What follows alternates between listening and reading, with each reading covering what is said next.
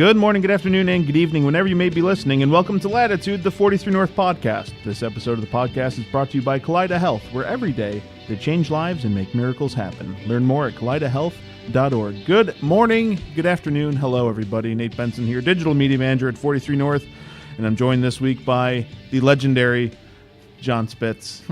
John, how you doing? I'm doing great. Thanks for having me. For the 4 or 5 people who listen to this podcast who might not know you. I'm one of those people. Thank you. Why don't you give a quick pitch of who you are and what you do at Z80 Labs?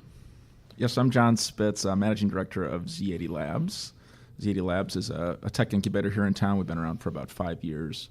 And we're really for the local startups, for Buffalo startups, for people that are looking to take an idea and turn it into a business and need funding and guidance and mentorship.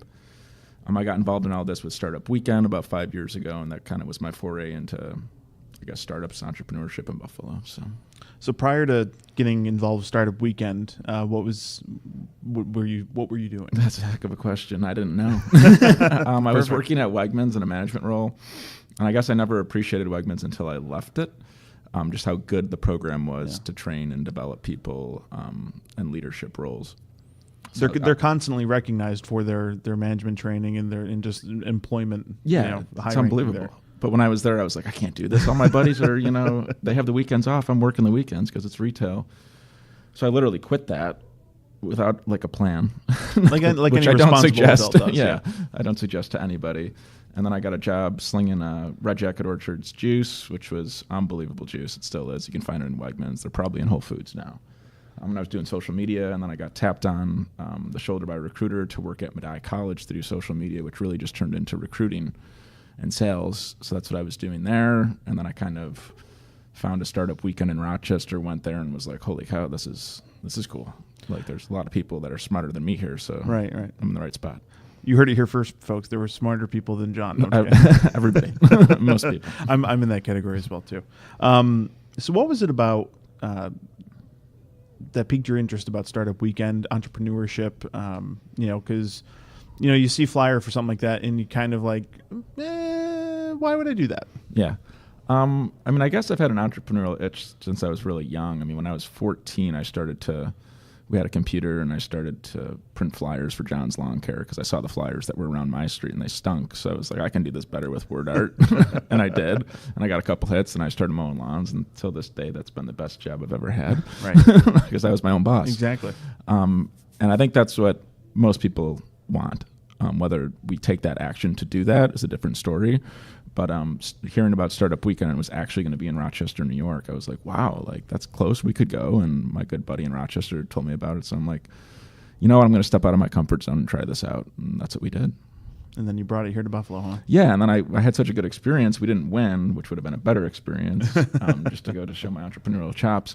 But I was like, well, this should come to Buffalo. And then that's how I got connected to this Buffalo open coffee scene that Dan Magnashevsky and Steve Poland were part of. Steve kind of created it, and all these geeks, I guess, were meeting at Spot Coffee, and I was like, hey, I showed up with like a tie on, and everybody else is kind of dressed how they are in this incubator. Yeah. I was like, okay, I want to do this, and like, okay, cool, we'll help you. Lose the tie. Yeah, lose the tie, go do it. And then we did it. So they basically made me look like a hero, and we did the last one, right? So that was 7 of them. Close to 800, 900 people have been through that program. Some of the startups that Z80 Labs has funded, Heads Up being one of them, Thimble being one of them, have come out of that program. So startupweekend.org.com, whatever it is, Buffalo Startup Weekend. It's definitely the best place to get the entryway into entrepreneurship in any city, especially Buffalo. Well, it's like you said, it's a great way to get involved. And not a lot of people, we get this at 43 North, how do I get involved? What do I do? What do I do? And a lot of it's younger people who, don't necessarily know their path yet. They might do social media, they might do marketing, or they might just do engineering or have an idea, but they just don't know how to get involved. Startup Weekend's obviously one of those great tools for us to start the next generation. Yeah, I wish it happened every quarter, and there was one for high school, there was one for college, there was one for every. It's just, to me, it's great. There can't be too many Startup Weekends. Duly noted, since I just got pinged to help organize next year. Of course you did. Of course I did. Yeah, they saw me with a video camera. They're like, oh, he obviously wants to be involved. So Z80 Labs, as you mentioned, some of the Startup Weekend companies have come into there, but kind of walk me through the beginning of Z80 Labs, because you originally worked with 43 North, and then Z80 Labs poached you in a coup d'etat, so to speak. No, yes. So it's funny. So Startup Weekend happened in 2012. And as that was happening, all of a sudden Z80 Labs was launching, and then Magnachef got tapped. Dan Magnachevsky at Magnachef, that's what we just all call him, I guess, got tapped to run it. And we were in the Buffalo News on the first floor in this dungeon. And I tell this story because, I mean, it was a dungeon, but it was awesome, right? We're like, yeah, we got a tech incubator. There's these red card tables that are hideous, but we got a place to go. And, That's right. you know, there's going to be events. And Dan did a really great job of kind of building that community. And I still think to this day, that's really what we're all trying to do, is just build a community of entrepreneurship and innovation. So at Z80, that's still to this day what we're doing. Dan knows that I'm really passionate about blockchain, and I kind of got him involved in everything. So he's like, well, if you want to fund blockchain startups, you got to build a community around it. And that's why I've been creating this Blockchain Buffalo to kind of get people interested. And we just had a meetup last night. There's probably 20 people in that room, and everybody was super jazzed, right? And the goal is, like, hopefully a couple of these people get together, quote unquote, make babies like Startup Weekend, and then Z80 Labs can participate in funding them, supporting them, and, you know, creating the next ACV auctions. Right. So Z80, you know, started several years ago. What made you decide to want to kind of take the helm of that when the opportunity came about? I like being closer to the startup side of things. At 43 North, you know, that was an unbelievable opportunity and a great role. I got to do operations to start it. I got to do development thanks to John Gavigan. I say thanks to him, even though I was really like questioning my ability to do that when he said you're going to do this. But I think he kind of knew that's what I needed to do. Yeah. I needed to like be really comfortable talking to C-level executives, and it worked for me. And I think I did an all right job in helping it work for 43 North. But being at near the startups and hearing people's ideas and kind of encouraging people, like, I think this role is almost, you're kind of like a coach to people, saying like, this idea isn't that crazy, but maybe if you do it this way, and connecting them to some of these other folks that I've met throughout my role at 43 North. So to those C-level executives, like, hey, could you meet with this company? They have this great idea. I've done that with Sharon Randazio. There's a couple startups that are in like the clothing field, and I'm like, hey, Sharon, would you meet these people? She's like, oh yeah, absolutely. And there's other examples, but that one just comes to mind. So to me, it's just trying to connect the dots. You're just kind of almost like this, I don't want to say like a quarterback, because I'm definitely not a quarterback. Offensive coordinator, dude. Maybe offensive coordinator, saying like, hey, here's the resources we have in town, and let me see if I can connect them to you. And I think obviously 43 North does that as well on an even larger scale, but sure. I just try to do it with my little scale. But your little scale has had some big wins. Obviously, Z80 was one of the early investors, ACV Auctions, Coach Me Plus, Rachel's Remedy, Thimble, Heads Up, just to name a few. All of those are seeing traction. Buffalo born and bred companies. So really, you guys are kind of at the early stages of what successes we're seeing now, correct? Yeah, absolutely. And that's what we're looking to do. Like, so that we had two funds. So the first fund was a $5.5 million fund. I think it created over 100 jobs. They raised an additional $32 million. So like, check the boxes there, right? Like, great $5.5 million investment. And then we created a culture of entrepreneurship too in town. Current fund is about, $1.5 million to start. And that's for pre-revenue companies, which is a little different. That other fund, we could invest $100,000 to $500,000. You could have revenue and it didn't matter. This one's really a commercialization fund. So we're looking for people with the idea on the back of the napkin, but really not on the back of the napkin. We want it buttoned up, a team. Like, that's what I look for at Z80. Like, I'm betting on people. I mean, I think that's what every quote unquote venture capital person is doing, because ideas are dime a dozen. And, someone said it before, but go try to sell your idea somewhere. There's no marketplace for it, right? Because they're really hard to execute, as we see every day. Oh, yeah. Because we're surrounded by people that are crazy enough to think they can do it, and it's awesome. And that's why we all kind of work here. But I'm kind of going on a rant, I guess. But I would never be scared to tell my idea to somebody. And that's what Startup Weekend made me realize, because people get up and they're like, well, is someone going to steal this, or is there an NDA that I sign? And it's like, yeah, go ahead. Whatever you want. Yeah. You can go ahead and try to steal this, but the reality is it's a lot of hard work. And the companies that come to this incubator early and stay late, just by chance, happen to be the most successful ones. And I don't think that's a coincidence. I mean, these people are working really hard, and it's inspiring for me. I'm sure it's inspiring for you to see them, pursuing those ideas. I tend to be a workaholic, much to the chagrin of my wife and kids. And that's just the nature of video editing. Once you get into the scope of things, like you get into that, the run of it, so to speak, and like all of a sudden 5 hours have passed and it's 10 o'clock at night. And I will say the companies, there are a few companies here, and I won't name names, that are still here with me, kind of plugging away, and I'm like, they're going to make it. Like it might not necessarily be this iteration of what they're doing, but they've got the work ethic to do it. So I think it speaks volumes. Like when you say you're betting on the people, it's the individual who's really going to make a startup succeed, not necessarily an idea. And I think, to the point of people, it's pairing the right people. So you look at an ACV auctions when they first started, it was 3 people, which is generally probably what Z80 is going to see as a very small team. Yeah. But it was the right 3 people, and it was surrounding themselves with people of different expertise. So, as an entrepreneur, you want to know your greatest strength is knowing your weakness. So, like, maybe I'm a business development guy. I know I'm not a programmer. I know I can't do video editing. And, so you want to pair yourself with the people that complement your skill set. And you had Dan Magnashevsky as the tech person.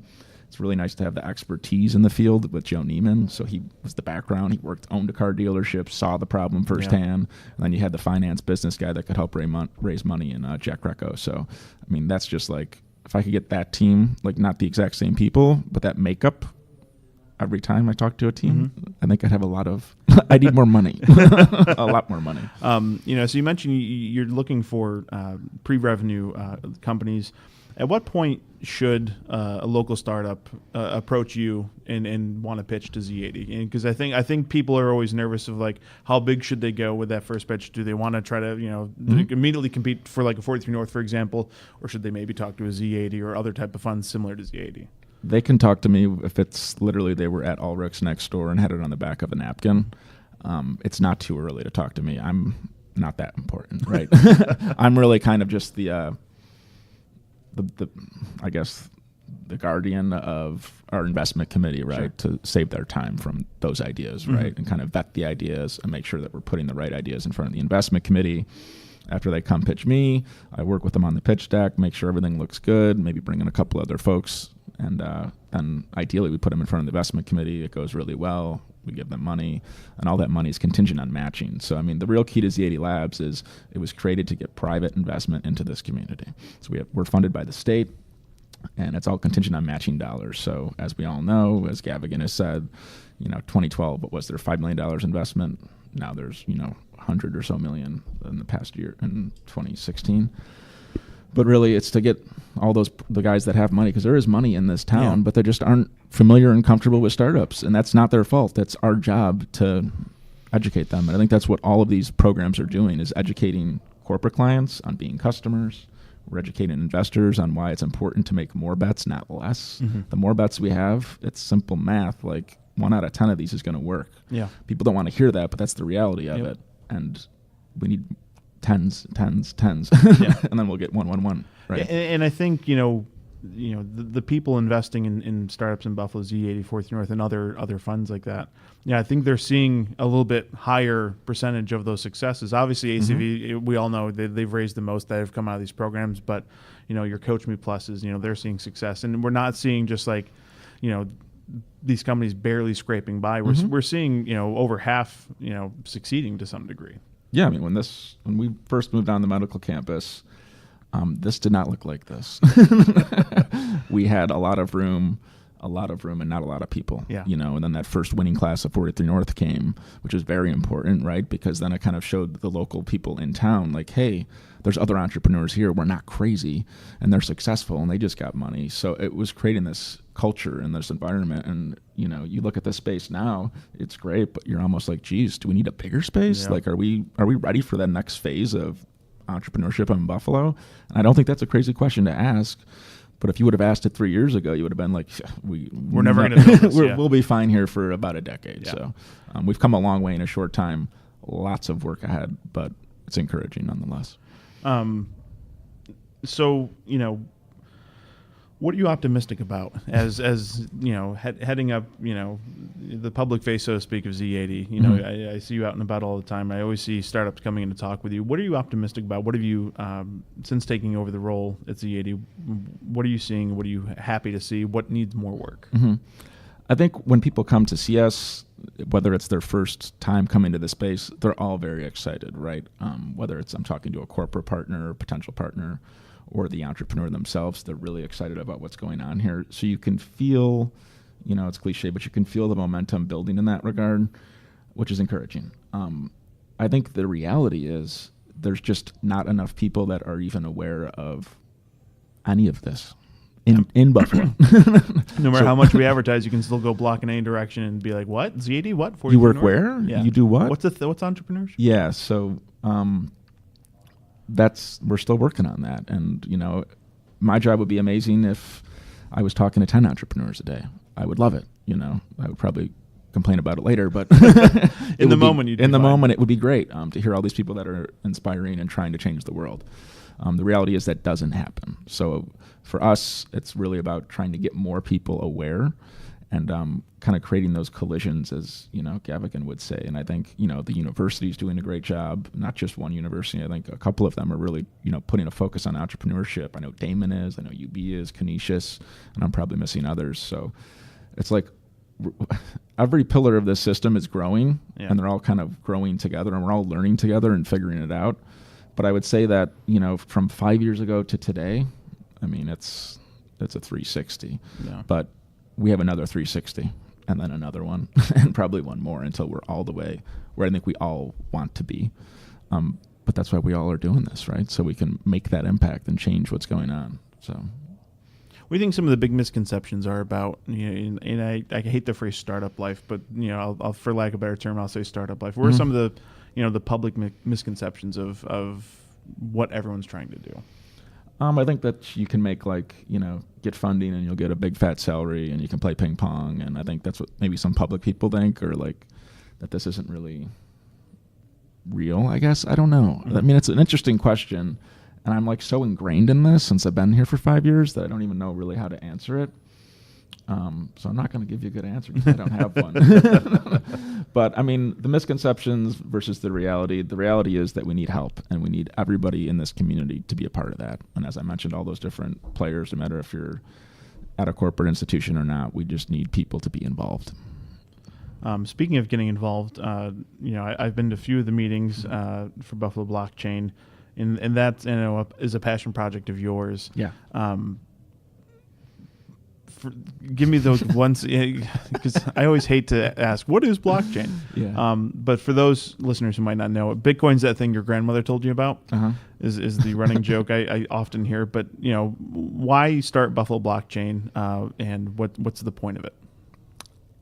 Buffalo missed the internet. We completely missed it. We're playing catch up, right? Yeah. That's what this is. We're playing catch up. We're like, holy cow. That's why Jordy and Ron started Z80 Labs. They're like, we need to have a tech incubator. This needs to exist in Buffalo.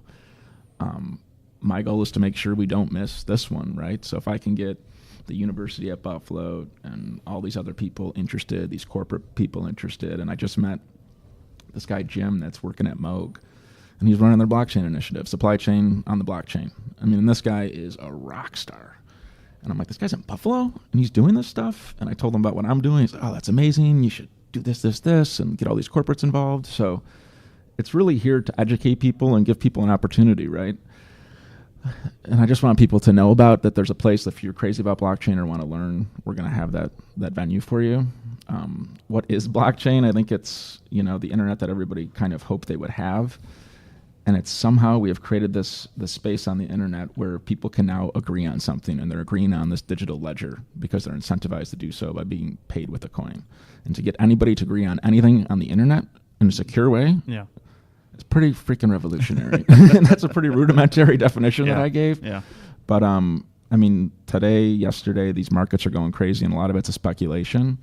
And you got Bitcoin, which is, store of value as most people see it, and then Ethereum, which people see as like where developers are going and trying to build applications on top of the blockchain, kind of like Moog is doing. So I think we're moving towards a tokenized economy, and it seems like, it's going to change a lot. And I think if Buffalo can see it before it actually happens, I think there's a lot of value in that for everybody in this community. So that's what I'm trying to do.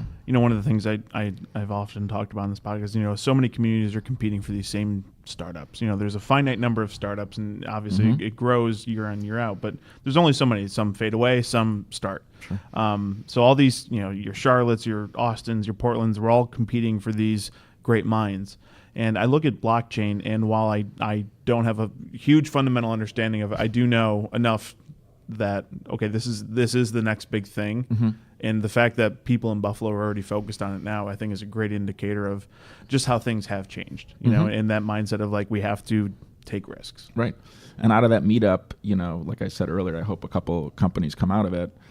And we currently have, you know, a group of, you know, 5 guys that have gotten together that are in the midst of trying to start something, and another group of like 3 that are kind of, you know, tooling around something. If it happens, who knows? But that's what we're trying to create, is those opportunities that then Z80, like I said, can fund, and then we can take those and turn them into real things. And then all of a sudden you start creating a little ecosystem, kind of like this tech incubator, where we have ideas, we have businesses, and then more kind of comes out of that. So, well, so if a startup has an idea, they want to get a hold of you, they want to pitch in front of Z80, what do they got to do?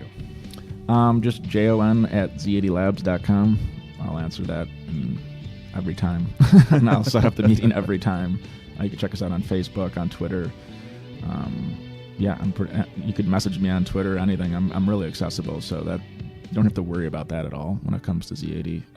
I'm happy to meet, and I'm happy to hear your crazy idea, because maybe it's not that crazy, and maybe I can help you work through it and get some money. So we got money to spend. We need to spend money, like literally need to spend money. So we are very excited to talk to entrepreneurs and help them with their ideas. Jon Spitz has free money. He's looking to give it to you. So visit Z80 Labs. All right, Jon, thanks for coming on the podcast, and we'll catch up with you down the road. Thanks for having me. Bye.